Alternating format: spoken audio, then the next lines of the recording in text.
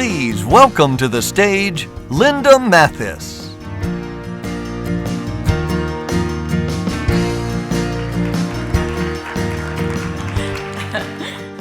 Got it.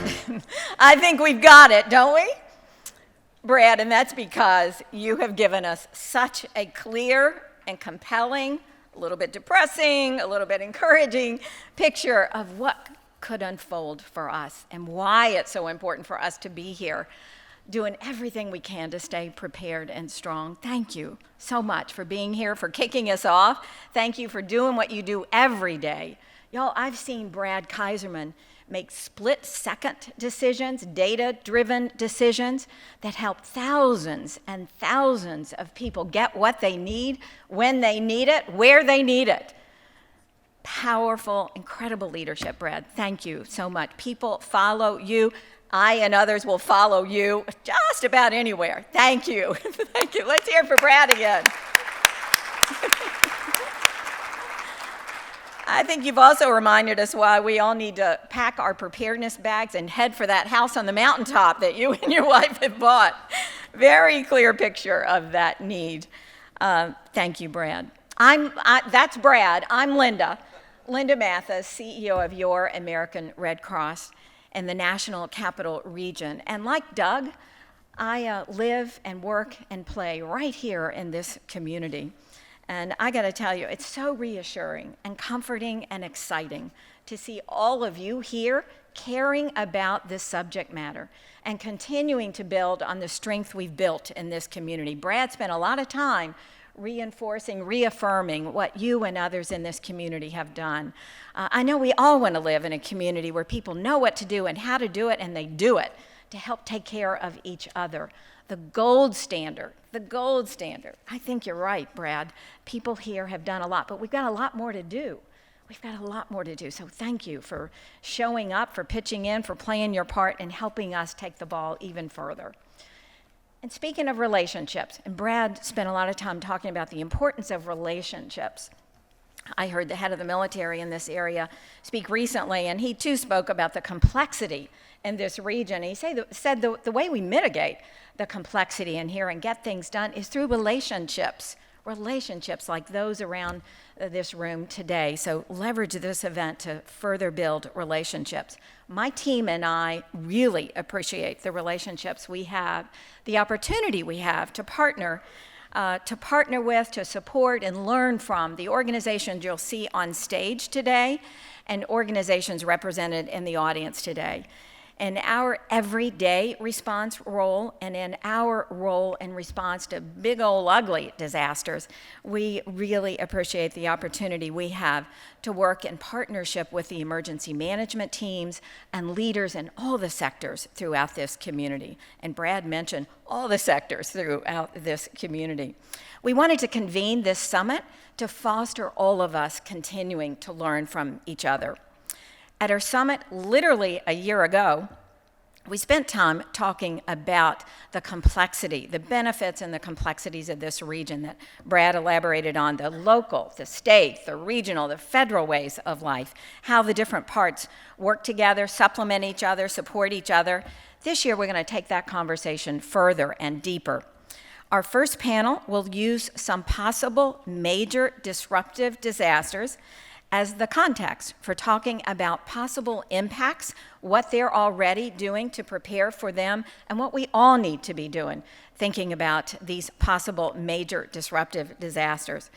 They'll bring their perspectives from different sectors: emergency management at the local and the federal level, healthcare, the power system, business, technology, supply chain.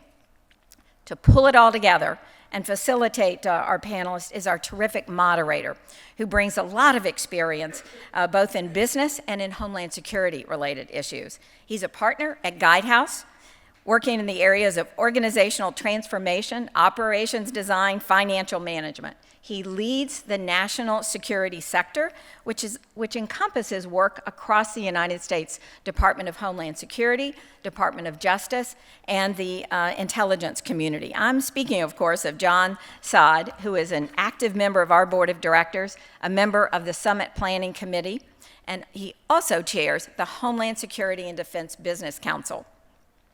John and Guidehouse are great supporters and partners with your American Red Cross. Be sure to stop by the Guidehouse exhibit to learn more about what they have to offer you and others. John will invite the panelists to briefly introduce themselves. You can find out a lot more about our panelists and all the speakers today by going on the event webpage where you will see complete bios. Questions. You're going to have questions, and we want you to have questions. You've already asked many, and we're inviting your questions throughout the summit today. And remember what Doug said, you can send questions via text to the number in your program. It's right there in your program for reference. You can do it the old-fashioned way and write them out on index cards or a piece of paper and wave them in the air, and a member of our team will come by. We'll also have microphones for you to ask your question. We're going to try to get in as many as we can. Okay, you ready? All right, let's go. Please join me in welcoming John Saad to the stage. Come on down, John.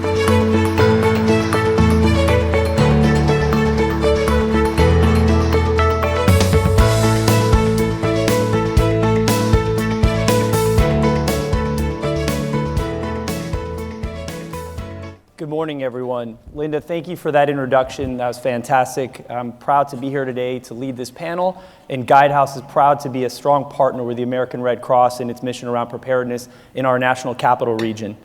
We have a great panel today, and building on the themes that were already mentioned this morning, and Brad, I am uplifted. I'm not depressed. Excellent. And I think we're going to take that tone through this panel discussion today. Specifically, we're going to look at a range of possible disaster scenarios that we face here in the national capital region. We're going to explore the impacts, understand the responsibilities, and how we coordinate with one another, and what our expectations around available resources are. We have a distinguished panel with us today that represents the best of the federal government, state and local government, private industry representing the critical infrastructure segment, and the healthcare system. So without further ado, I want to introduce my panelists, and then we'll go down the row and ask you each to tell us a little bit about your background, roles, and responsibilities so that we can dive right into it. First, Aaron Miller, Director of the Department of Public Safety, Communications, and Emergency Management for Arlington County. Melissa Lavinson, Senior Vice President, Governmental and External Affairs at Pepco. Mary Laurel Castle, Deputy Director of the Northern Virginia Hospital Alliance. MaryAnn Tierney, FEMA Region 3 Regional Administrator. And Anna Wisniewski, Principal, AWS Disaster Response Program. Please welcome the panelists.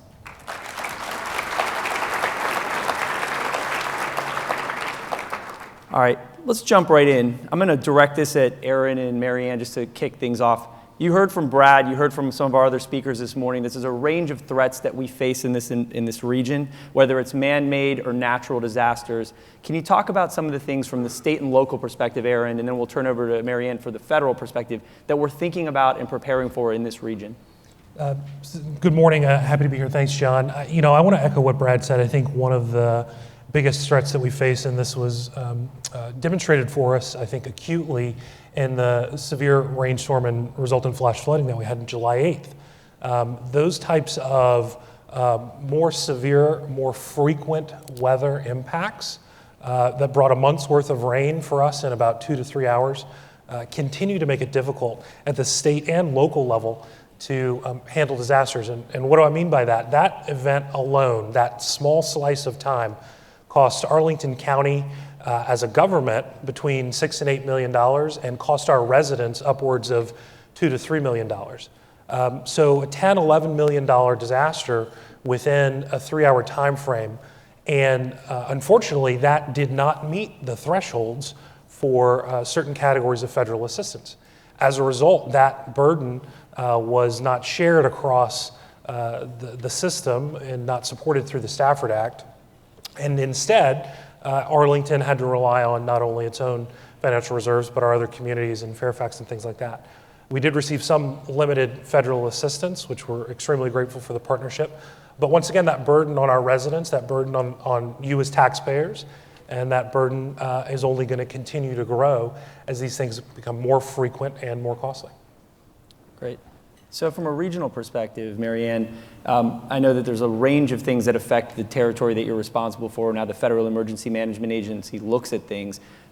What should citizens understand about what types of things we're preparing for? Or do you not think about it from an event perspective, but rather a how to be prepared for a range of things?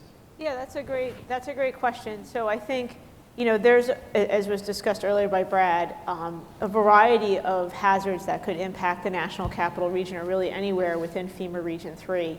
And I think, you can kind of put them into two buckets, right? You have events you know about and events you don't know about, right? Notice events and no notice events. And I think the way you plan and think about those is a little different.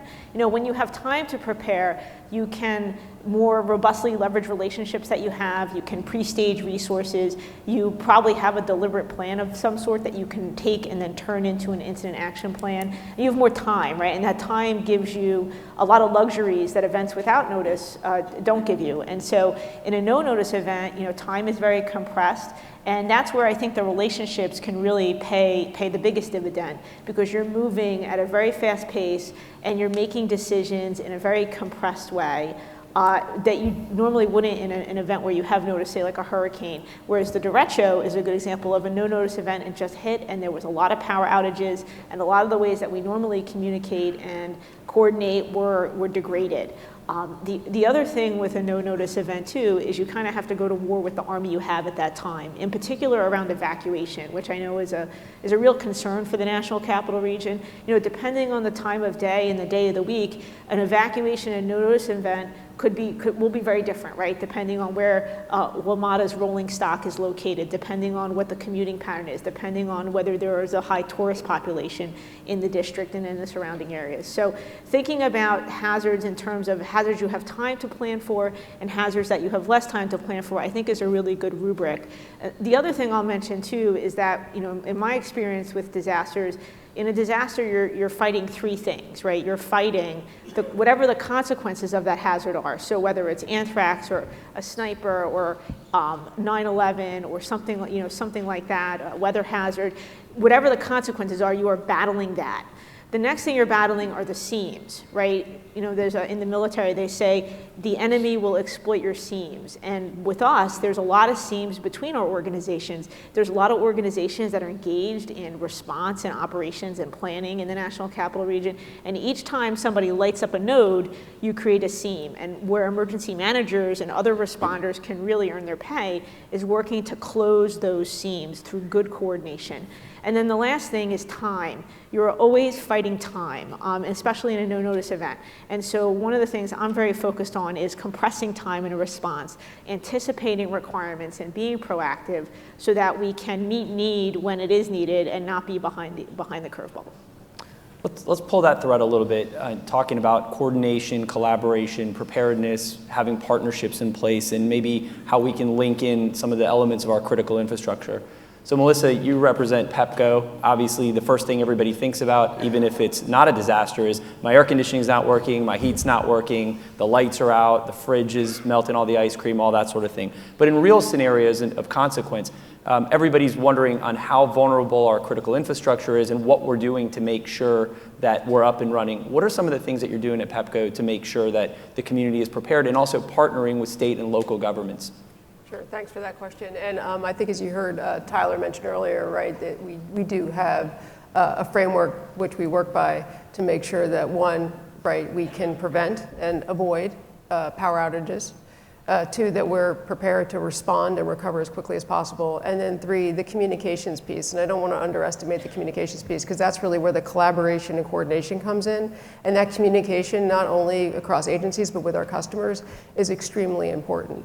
So we work hard every day to make sure that we're providing information to our customers in advance, that we're providing information in terms of as we head into the winter season or into the summer season, tips for them of what they can do to prepare. We work very closely with our critical customers, like our hospitals, our universities, et cetera, on business continuity plans. And we work hard internally in terms of preparing for our winter readiness and our summer readiness programs.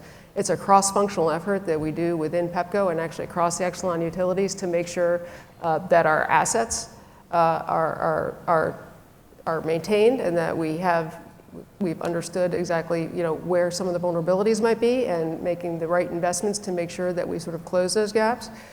We drill to make sure that we understand how we're going to move forward and how we're going to move forward together in the case of an event.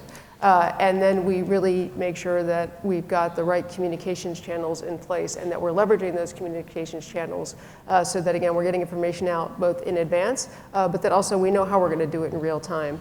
And taking a step back, we don't just do that ourselves. We do that industry-wide. And I want to just give an example of what we do as an industry. Some folks may know about this. It's called GridX.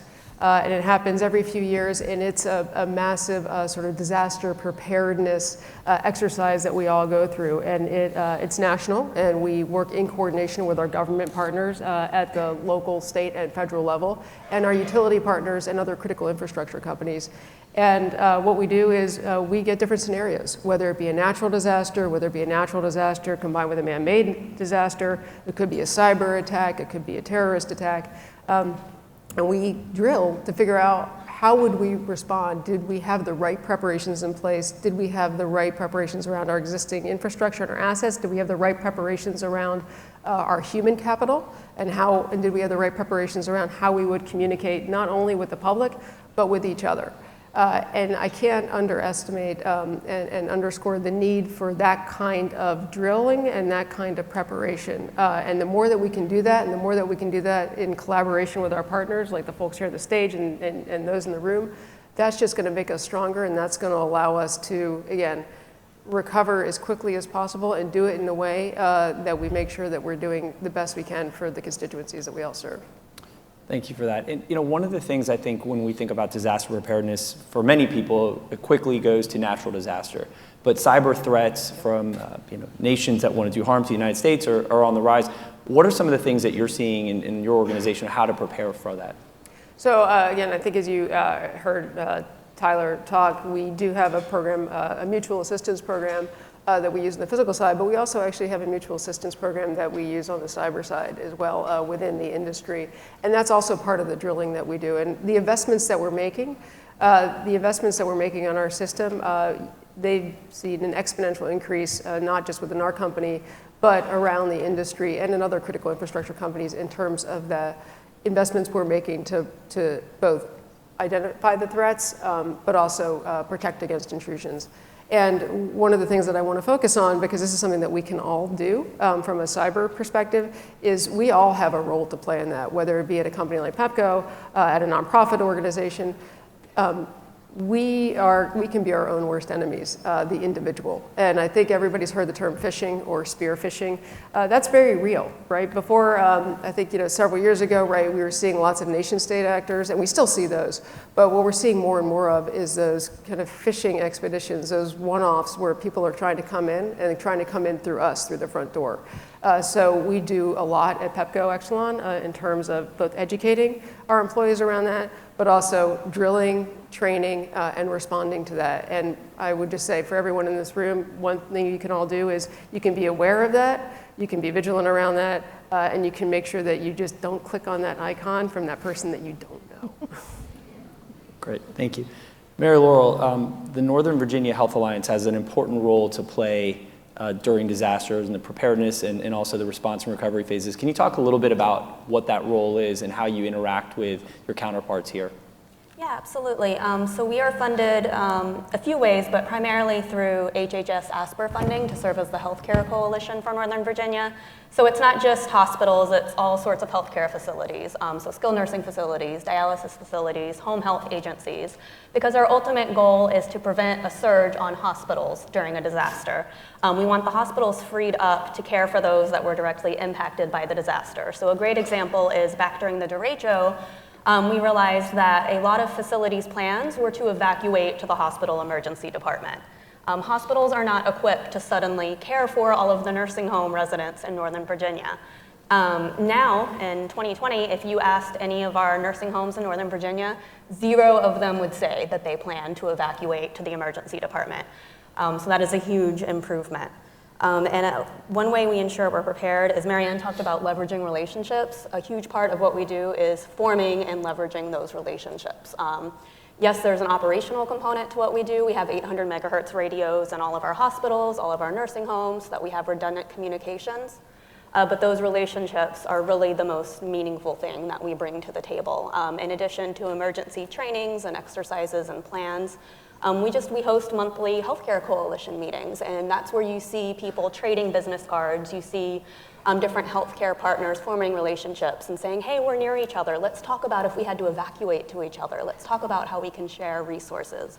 Again, to make sure that our hospital partners are free to continue to care for people that are directly impacted by the disaster. And we also have our government partners, emergency management, public health, EMS at the table to make sure that we can all coordinate the needs of the healthcare systems and the residents of our region. Great. I think one of the themes from this panel already and from the discussion before and consistent in emergency management is partnerships, collaboration, and also individual responsibility. And maybe you could talk about what AWS is doing for its employees to help them be better prepared, what you're doing for your customers, and talk a little bit about that. Yeah, happy to. What's great about AWS is in a lot of ways it's pretty similar to my time in the Coast Guard in that they're always ready to keep going, and you find a lot of people who just want to help. AWS is, if you think about it, the cloud, we'll start with kind of the customer side first, then I'll talk about what we do for employees. The cloud as a whole, the core concept is agility, adaptability, to be able to move as quickly as possible and as securely as possible. So when we're working with our customers, we bring that to the table and we're able to work with them to build out the most resilient plan and partnership we can. We've done some great work with the Red Cross using a product called Amazon Connect to help augment call center capabilities. We have taken, if you go out there, you'll get to see a snowball. It sounds like a plane when it's booting up, but it's an incredibly resilient device that we took down to the Bahamas for Hurricane Dorian to help mapping. So we help our customers with all of those, and I have to echo what everyone else is saying. It's about getting in there early, building up that partnership, testing out the solutions together, working together to build out the capabilities before things happen so that you can rapidly respond. From the customer side of it, we have a couple things we do. So my team, the disaster response team, has a volunteer group called the Disaster Response Action Team and the Remote Response Team. The remote team is the one who'll do things like answer call center calls. The Disaster Response Action Team are actually deployable volunteers, technical volunteers, that go with our device into the field so that you're not stuck there looking at the snowball going, this is really cool, now what do I do? So we go and we basically come with the device and set it up and help you out with that. And what's amazing to me about that is how excited employees get when they hear they have the opportunity to use all of our technology for good, and how ready to go they are. And it's kind of cool that I can do things like call a team and go, hey, I have a question. Do you think we can identify koalas through video? And they're like, I bet we can. And they just start working on it because they're passionate about it. So our employees get engaged as well. And then when it comes down to it for our employees themselves, we have a really robust system to take care of them. I'm sure you all saw that there was a shooting in Seattle recently, and it was actually near one of the Amazon buildings. And our corporate group immediately started paging everyone who was either remotely on temporary to Seattle or working out of Seattle. We got text messages constantly, actually, to let us know what the status was and to stay in the buildings and things like that. So we actually have an incredibly robust system to take care of our people. And it's really impressive on how well they use that for Amazon as a whole. Great. I just want to comment on that. I think a couple things that I'd like to share with the audience. One is FEMA puts on exercise programs that corporations can participate in using tabletop injects, and our company has done that, and it's really been helpful to identify some of the vulnerabilities and gaps that we have.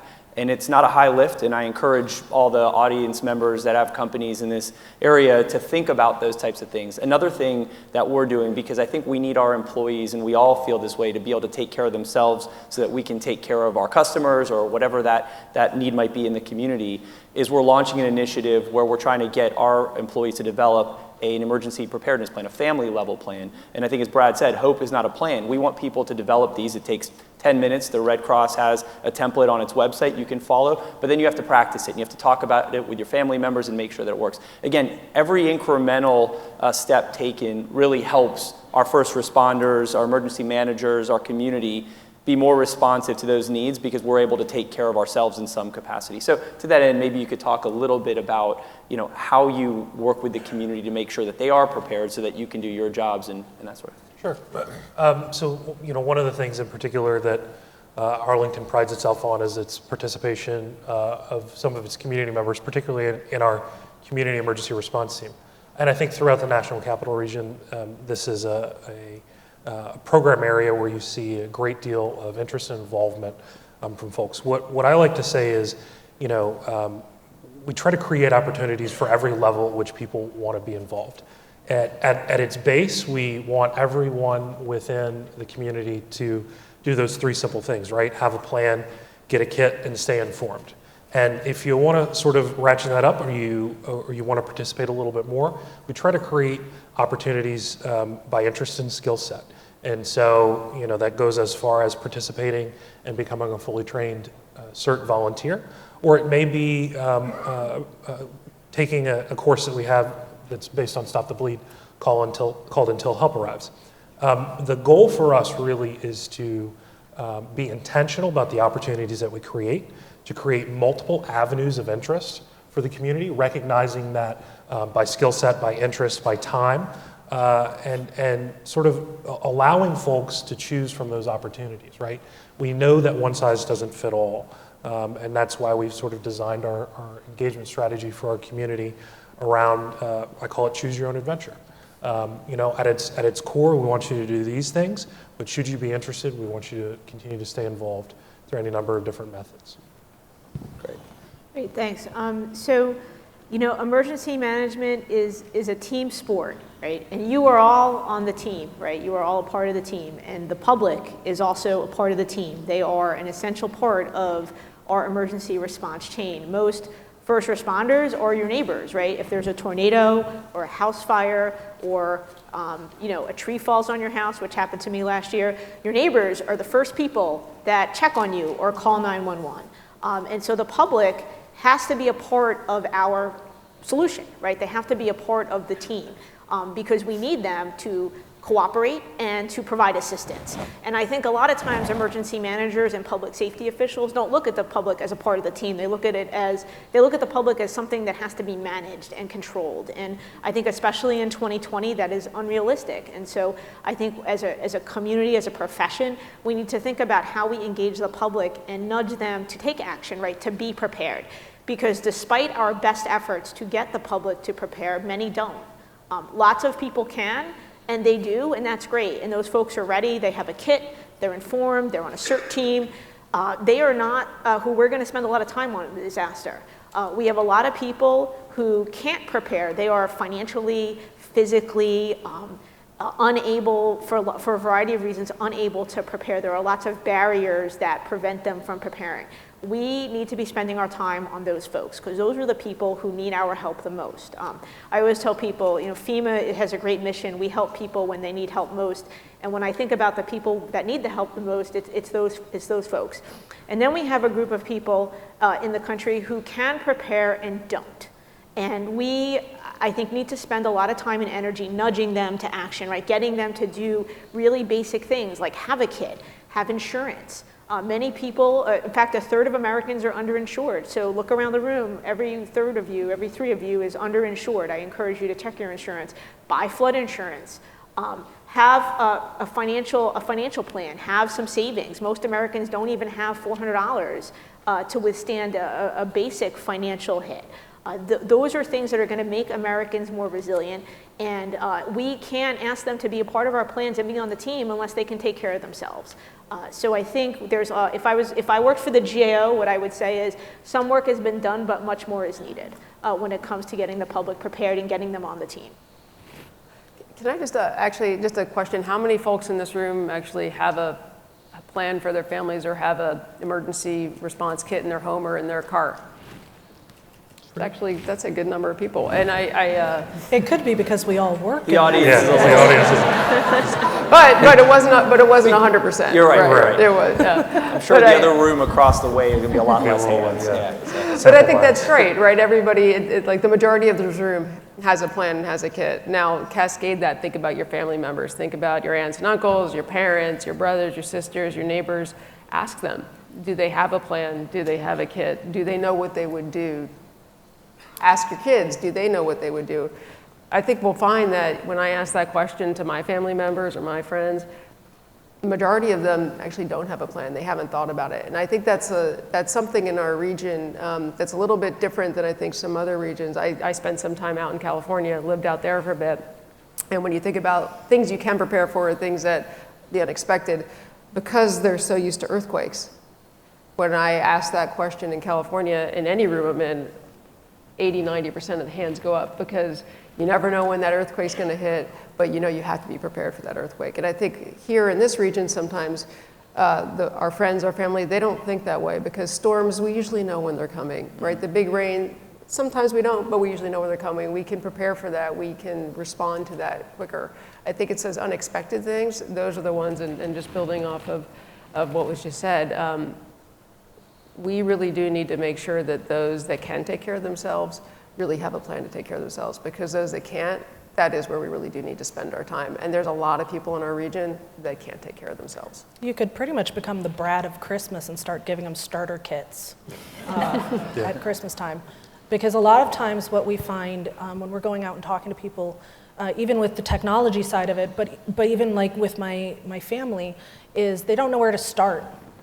A lot of people just don't know where to start, and it gets so overwhelming and kind of depressing to think about all the ways things could go wrong. And so like one of our big jobs with AWS is helping people figure out where to start to build like their digital resiliency and their plans. But it's the same thing with your family and friends and your neighbors, is they might want to do it. They just don't know where to start. Do they buy water tabs, or do they buy a backpack, or how often do you rotate out emergency food? So, I'm going to kind of out myself here, but yes, one Christmas I did literally get my parents, my brother, and pretty much everyone an emergency kit. I have never lived it down. I think if I could just jump in, I think, we have made preparing very complicated for people. Again, as a profession, I'm not laying any particular blame in any particular organization's feet, but we have complexed something. And I think there's a lot we could learn from the private sector and how they get people to do things. I mean, even think about using Amazon. I don't have to take training to go to Amazon and buy something. Every day literally buy something on Amazon, and it magically shows up at my house 2 days later. I think we have to think about how to weave the preparedness message and the actions into things that people are already doing every day.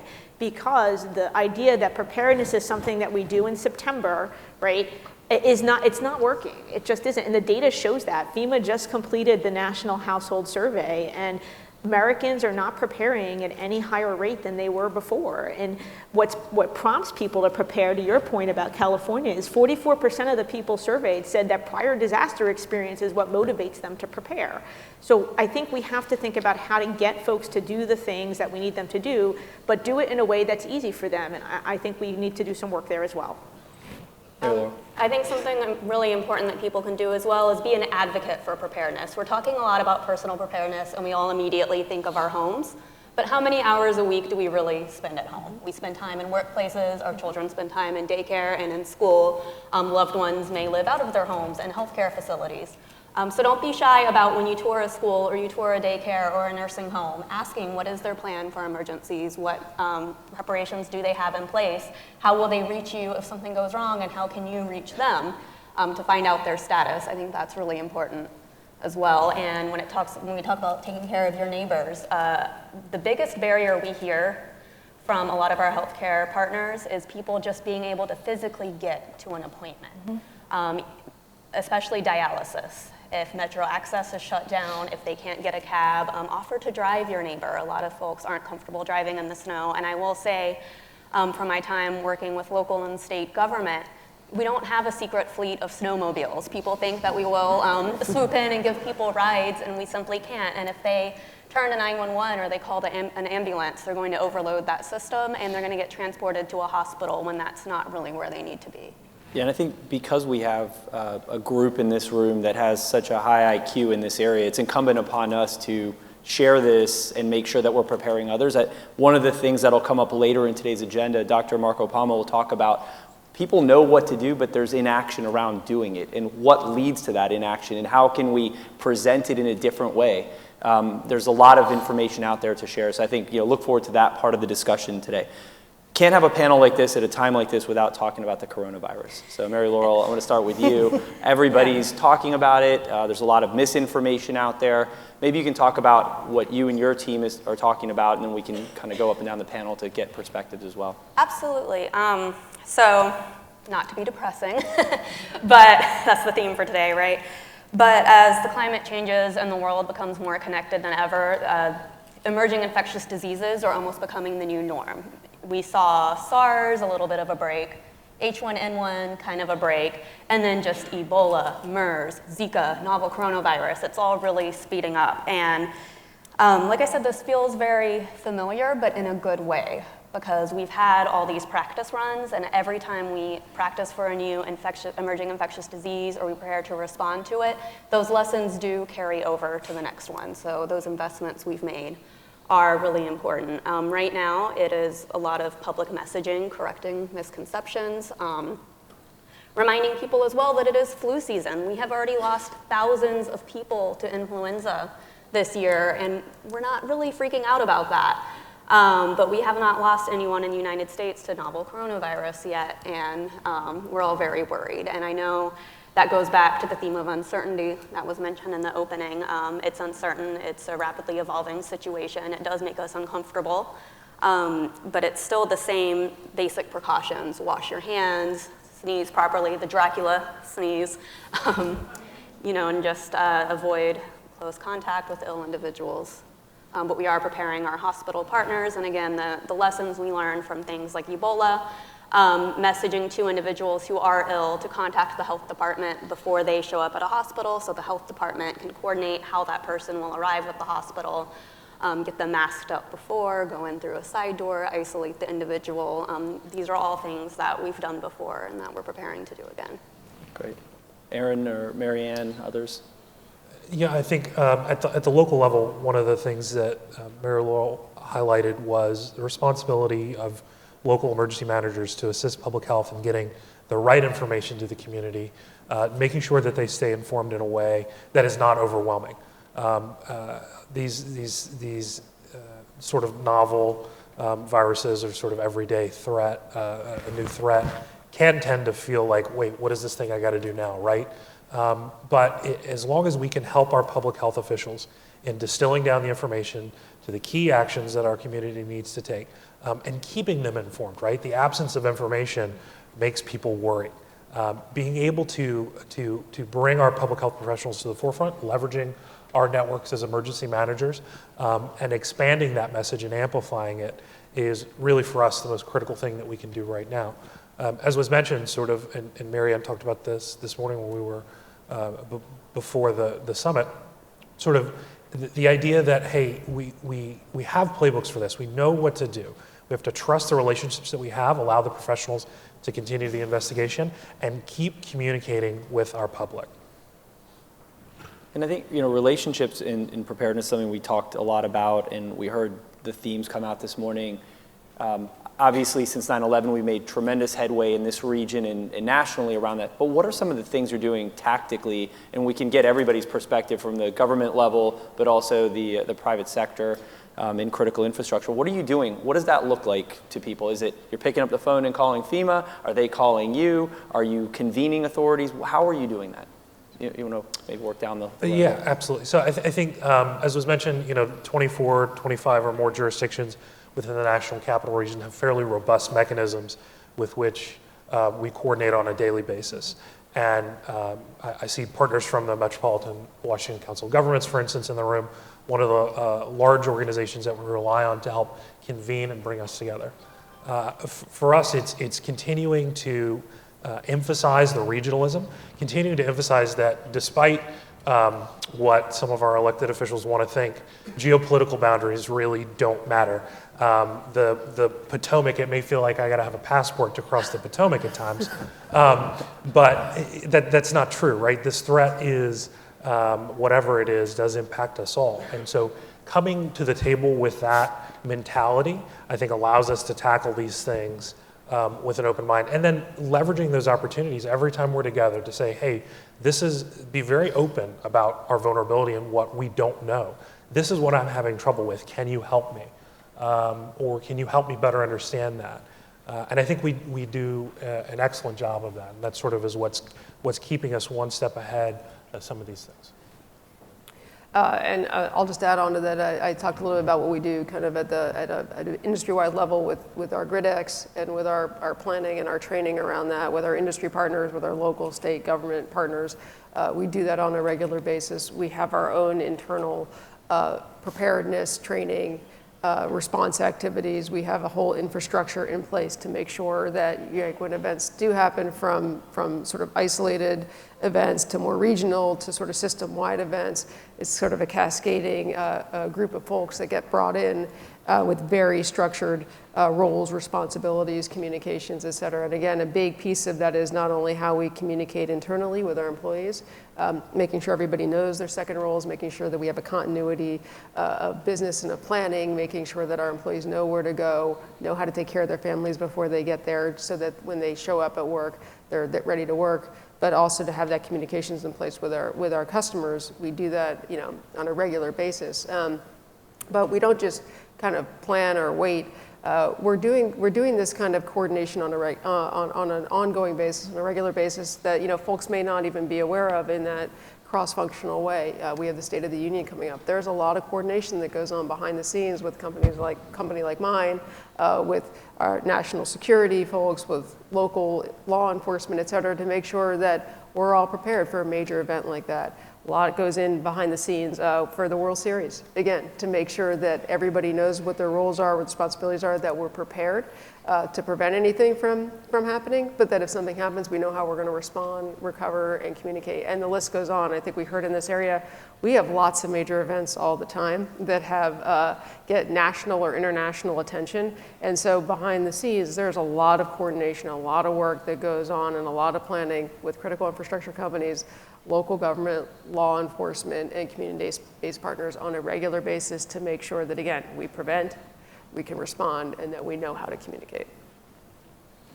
I think from the FEMA side, those of you, many people probably know, we have a teammate here in FEMA who is specifically focused on the National Capital Region. We have an Office of National Capital Region. I'm sure they're here. The lights are so bright I can't see Kim Kaddish. I'm sure he's somewhere in the room. So we have a very focused effort in the NCR, and I think to your point about the State of the Union, I was also going to mention, there's a lot of coordination that happens every day to be ready for large special events. And the State of the Union will happen next Tuesday, the 4th, and there is a blanket of security and operational coordination that is happening and will happen to cover that event that is virtually invisible to the public, right? And many people in this room are a part of that, and they're like ducks, above water they look, it's all smooth, but below water the feet are paddling furiously. And we'll be ready for the State of the Union, and I think any event, it's very similar. So I think the coordination and the relationships are really important, but also the just ensuring that we're connected at every level. Most events don't involve FEMA, thankfully. 99% of the time things are handled at the local and the state level. But for that 1% where FEMA has to engage, we have an office here physically located and specifically focused on the NCR. Operationally, we run what's called the Regional Healthcare Coordination Center, the RHCC. And those operations range from State of the Union preparation. We'll be coordinating hospital and blood availability and decon capability for Northern Virginia should something happen. But also our main role, as I view it, as it boils down, is making sure people know who to contact and how to contact them when something happens. The incident in South Florida after one of the hurricanes, where I believe it was 13 people passed away in a nursing home just because of heat. Their power was out, it got too hot, people started rapidly dying. They were across the street from a hospital, And that facility, they did make a lot of phone calls during that incident. But when the Senate investigative report came out, it found that they just weren't calling the right people. So the RHCC in Northern Virginia is that single point of contact, that 24/7 point of contact for our healthcare partners to call. And if we're not the right people to call, we can link them up with local emergency management. Because when we started expanding to our non-hospital partners, a lot of them, you walked in and looked at their plan, it said they're going to call FEMA. I know. That is not a plan. Yes. So, you know, nursing homes said, we're going to call FEMA, and then we're going to call the National Guard, and they'll drive our staff to work. And, you know, FEMA does a lot of good work, but it's not really how that information flows. So correcting those misconceptions about the roles of different agencies in the region and just giving them that single point of contact. For us internally, we have every floor in our building has a safety person who is fully trained, and everyone goes through regular training to make sure that they know where the exits are, what our policies are, how to do things. But externally, the way our big job is helping you guys do your work. So we build out these partnerships. At reInvent this year, we launched a competency partnership. So we have partners who, like Maxar and things like that, who are customers and partners. And they have, so that way, if you guys are going online to look for, okay, who can help me build out my disaster preparedness and disaster response plans from a technology standpoint, we clearly have listed who can help you now, so that it makes it even easier. And then at the end of the day, a lot of it for us is these partnerships. You know, we train, we go to Net Hope trainings a lot, we do help.ngo training. And we go out and we make sure that we know exactly what you need. We test the systems and make sure that they work so that when you do, like when we see something come up, we reach out to you and say, hey, you know, for example, hey, Red Cross, do you need Amazon Connect to stand up a call center? Or, you know, hey, help.ngo, if you're deploying to the Philippines, would you like us to send a snowball with you? And those partnerships and building out and training together helps us make sure that we can rapidly deploy with everyone. So here's a question from the audience. I think we talked a little bit about the diversity of our region, the diversity of the population in the region. And one of the questions that came out was, in the NCR, how do we handle the unique challenges faced by transgender community during recovery from a disaster? So MaryAnn, maybe you could take that one. Sure. I think it's a great question. And this is an area I think that emergency management has been learning more about and becoming more aware of over the past few years. I think it takes local government and local action on issues of inclusivity in order to push up. I think about, I came from New Orleans, I think about my experiences, and it took the post-Katrina Emergency Management Reform Act and post-Sandy legislation, right, to push real considerations for individuals with disabilities, for example, that may have access or functional needs. And I think this is another area where local governments are leading the way. It starts for us with engagement, right? It starts with creating and being intentional about creating a community of folks who can inform and advise.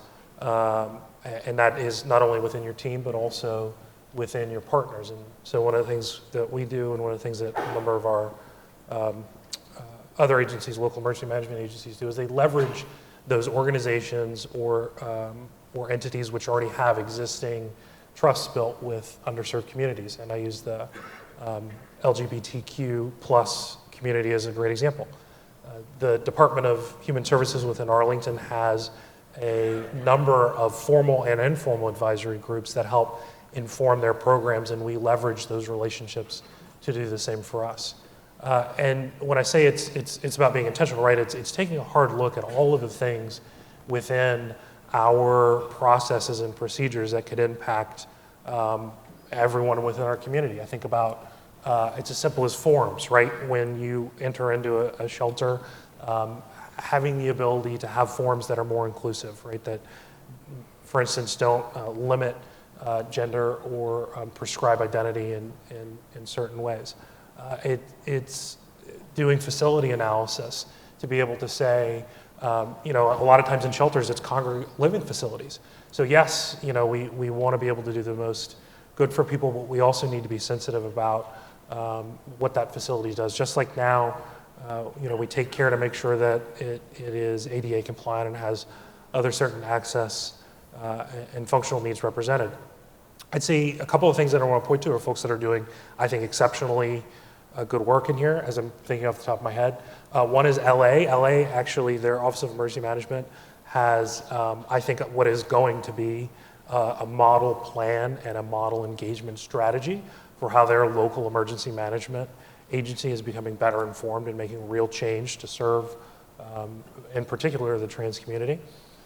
There was just at the National Association of City and County Health Officials. Last year was one of the first sessions that I saw which really discussed these challenges for us in government and how we can overcome them. And Homeland Security Today ran an article on that. Two more plugs that I want to offer that I think there was the Human Rights Watch had a lot of good information that I want to point out, and then the Center for Disaster and Philanthropy also had essentially a workbook and a list of key considerations. We're using those three main resources within the National Capital Region to really become better informed and make adaptations to our plans so we're more inclusive for our community members. Great, thank you. Thank you for the questions. We'll try to hit some of these questions as we go through. This one will pretty much cover everybody on the panel.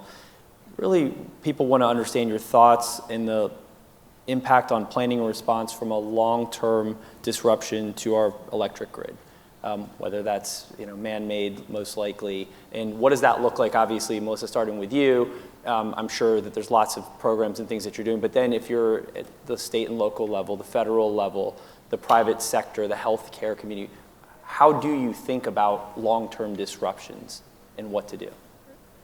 No, that's a great question. Again, I think Tyler kind of laid out sort of the rubric that we go by, and the first one is prevent. So going through, looking at our system, looking how our system is networked, looking at the assets on our system, using the data analytics and sort of predictive capabilities to understand where are our greatest threats, where are our greatest vulnerabilities, and what are the investments that we need to make, to minimize those threats, minimize those vulnerabilities. There's a lot of new technology, that's coming online, and those are built into our investment plans to make sure that we can have a hardened system, a more resilient system, and a more automated system in many ways, so that when something does happen, if it's, say, a widespread disaster that has significant implications for a system on a larger scale, that we can quickly isolate, close in, and so that we can minimize the disruption. Then once you do that, then you can deploy your assets accordingly, making sure that you have the right stock, the right inventory, et cetera, so that we can get the resources that we need to help get folks online as quickly as possible. So we do a lot of work in that area to make sure that, again, we don't have widespread, and that if we do, that we can get that down to a very small number as quickly as possible. And we continuously do that again and again. The other thing that we do is we work with a lot of our critical partners and our critical customers. So hospitals are a great example, You need to look sure who are those critical partners, where are folks going to go, who needs to get up first, to make sure that we can best serve the population. So we have a customer weighting where we kind of go through that to make sure that we know and identify, do they have the right redundancies? Do we have the right assets in place to get those folks up and running? Do they have the right business continuity plans?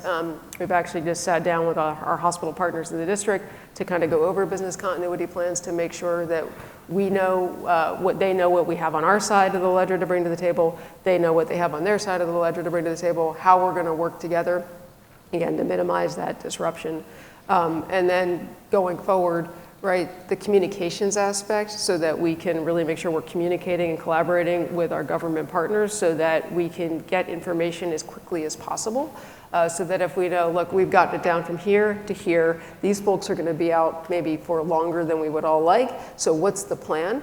So that we can then collaborate with our government partners to figure out what we need to do to help, if we have to evacuate folks or if we have to bring resources in, what we need to do that. But it's a continuous assessment that we're doing and a continuous collaboration to make sure, that first we prevent, then we minimize, and then we respond and recover very quickly.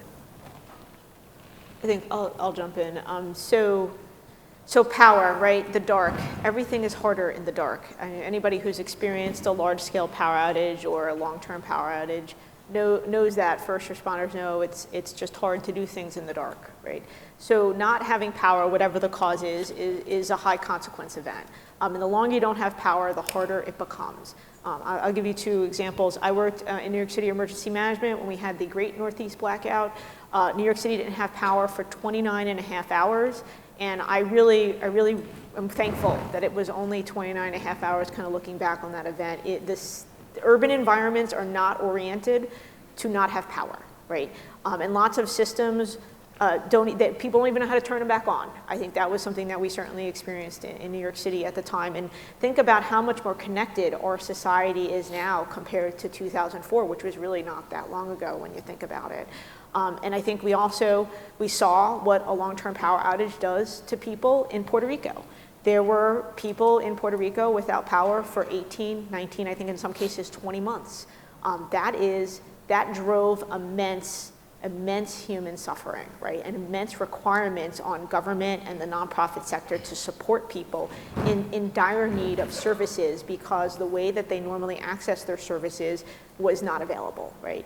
So imagine waking up in the morning and it's dark, but you still have to do things. You have to get ready for work. If you can go to work, if you have a job still, you need food, but you can't refrigerate food, so you're eating, day to day. You're living in a way that you normally wouldn't.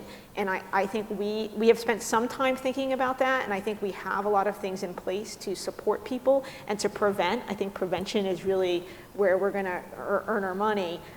But we will have to find the edge of that outage. And the longer the outage goes on, the more we're going to have to move people to the edge if there is one. And in Puerto Rico, there was no edge to that disaster. The whole island was impacted. And that, again, made things very complicated and difficult, both for responders and for the people and for the people living there. And there's still people to this day living, in conditions that are the result of Maria and to some extent Irma, depending on the island where you are.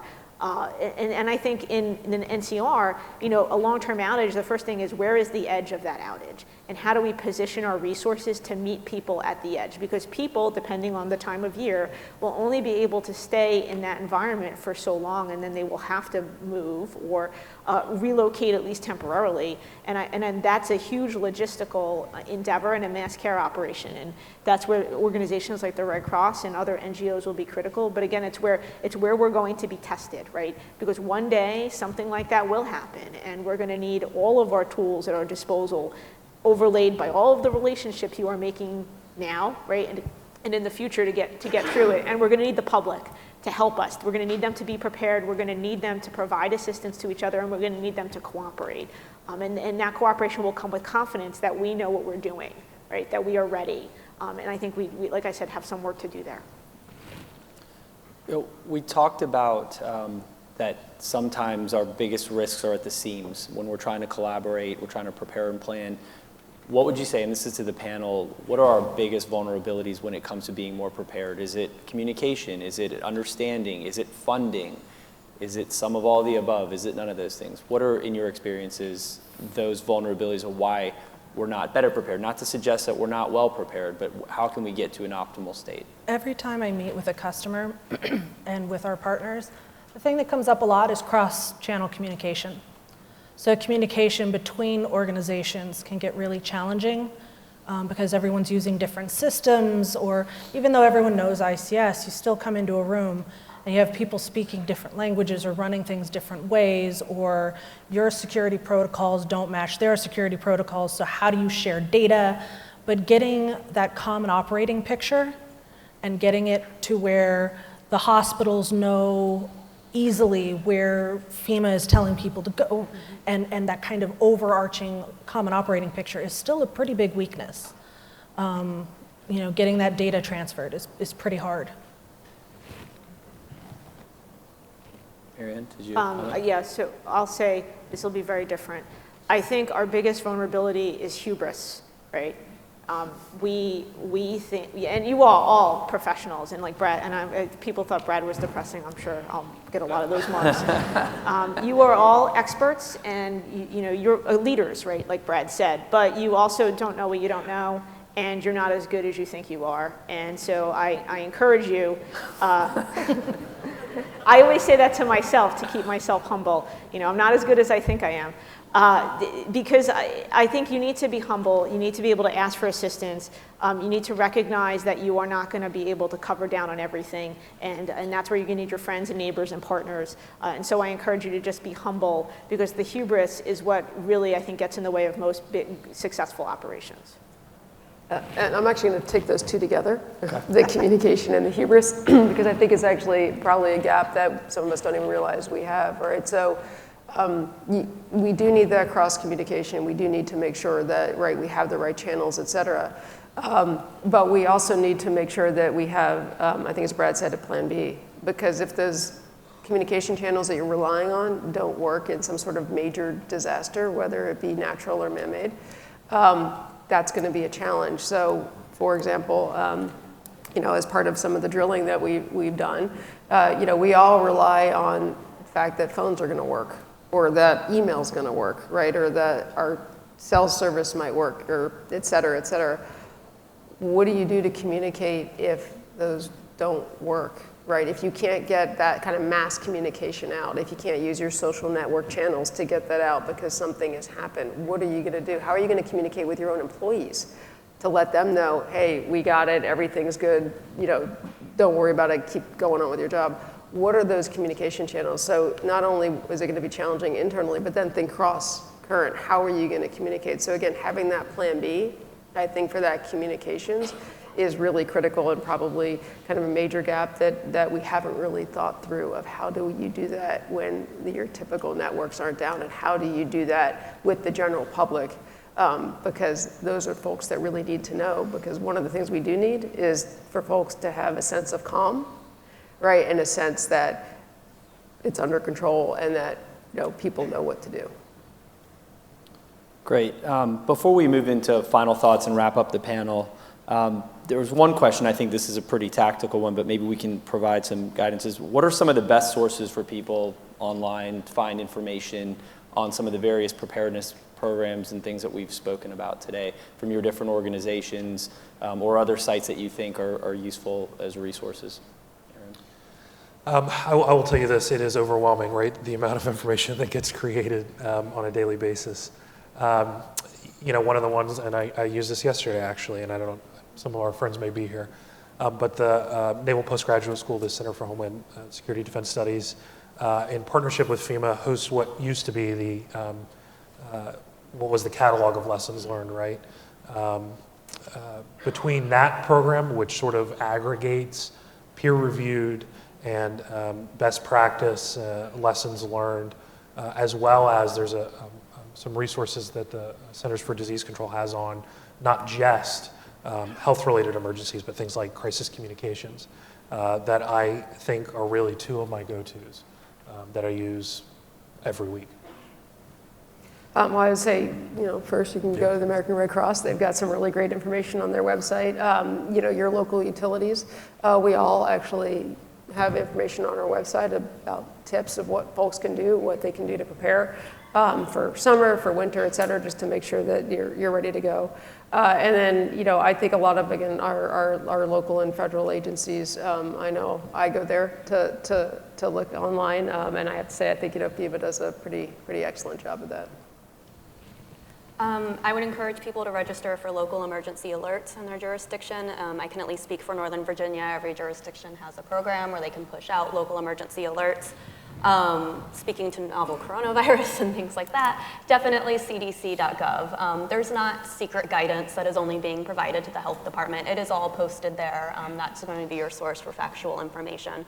So I really encourage people to visit cdc.gov or your state health department's website. VDH, for example, has all of their press releases and coronavirus information posted there. I would say ready.gov is great for people to get information about hazards. I'm reluctant to mention the FEMA website because it's kind of a hot mess. I like it. But I can say that because our new boss, Administrator Gaynor, agrees with that and is working with our new website. Our website's going to be reborn in the future, so hopefully it'll be easier to navigate. There's a ton of great stuff on the website. It's just really hard to find. But I agree with Aaron that CHDS has a lot of good peer-reviewed articles, and I do also look at that often. With us, if you're looking on how AWS can help your organization and our different things like Project Resilience, where we offer up to $2,000 of credits to nonprofits to help you become more resilient and get into the cloud, you can visit our webpage and you can find us that way. But I would also like to point out places you shouldn't go.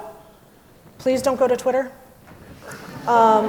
Some of the information on there isn't vetted. You see it happening with the coronavirus right now. It's not vetted. The other thing is Nextdoor. So Nextdoor can be a really useful tool as long as you know that you're reading the actual city management. So I live on Mercer Island in Washington State, and our city is actually on Nextdoor, and they put out official notifications of like, hey, this road is closed, hey, this is happening. But just make sure that you're actually getting it from the official source, not one of your neighbors who decided to like be the emergency guy. We have one of those on our island too.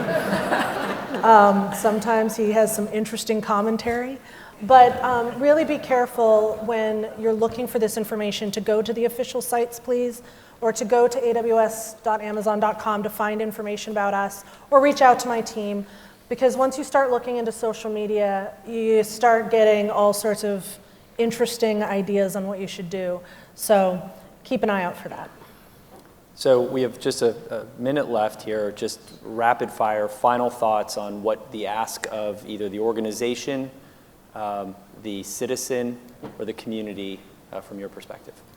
Gotta go first, huh? Yep. I think when approaching all of these things, when approaching novel threats, when approaching everything, we need to continue to think beyond multidisciplinary. So I don't want to come to solving the problem just from a health perspective. I don't want to solve the problem just from a critical infrastructure perspective. We have to think beyond that and sort of create these new, interdisciplinary ways in which we solve problems. That's our sort of, I think, emergency management 3.0 challenge and how we develop those skill sets. And then I think for me, again, it gets back to that individual human element. I think, for all of us to go back out, right, talk to our friends, our neighbors, our colleagues, our family, and just ask the basic question, are you prepared? Do you know what it means to be prepared? What would you do? Because I think, again, if we can all kind of work together to create that sense of community and that we're all better prepared going forward, our friends and neighbors are better prepared, it makes the job of response and recovery that much better, that much easier, and that much more effective for all of us. So like I said earlier, be an advocate for personal and organizational preparedness, donate blood, volunteer ahead of time, not at an emergency. Join something like the Medical Reserve Corps, CERT, Red Cross. Join something ahead of time so you're credentialed, you're background checked, you know your role, they know how to contact you, and you're ready to go when something happens. Great. First, I want to thank you all for coming today. I know how busy each of you are, and the work has not stopped because you're sitting here today. So I appreciate and applaud your leadership in coming today. I'm going to challenge you to not let today just be something that you came to and had a cup of coffee and trade a business card. I challenge you to find one thing from today that you're going to do because you were here today, and do that tomorrow. So whether it's look at a plan that you haven't looked at in a while, or maybe have a discussion with a colleague, or try to order those kits for Christmas on Amazon, shop ahead. Do something tomorrow based on what you learned here today. I'm going to kind of go back to my Coast Guard roots and say Semper Paratus. So Semper Paratus means, there's a Coastie somewhere over there. There's a bunch of us, okay. So that means always ready. And always ready doesn't mean you know exactly the solution, but that you're adaptable, you're agile, that you've thought of potentials. So reach out to someone like our team, even if you're not sure, even if you think, oh my goodness, getting into the cloud might be expensive. No, it probably isn't. Asking us questions and reaching out to us is free. just talk to us and we can help you find the solutions. Every day I get to do a job where I'm basically translating first responder into nerd, which is like the greatest job ever, and using our technology to help move things forward. But come and ask us, and so that we can always be ready together and ready to move forward. And I would just add to all of that, please create a disaster preparedness plan. We have blank copies outside at our booth from the Red Cross that you can fill out right now and sort of get a jump start on that. We're going to move into a 30-minute break now out in the atrium so you can see all of our exhibitors, have some refreshments. But before we go, please join me in thanking this fantastic panel for their insights.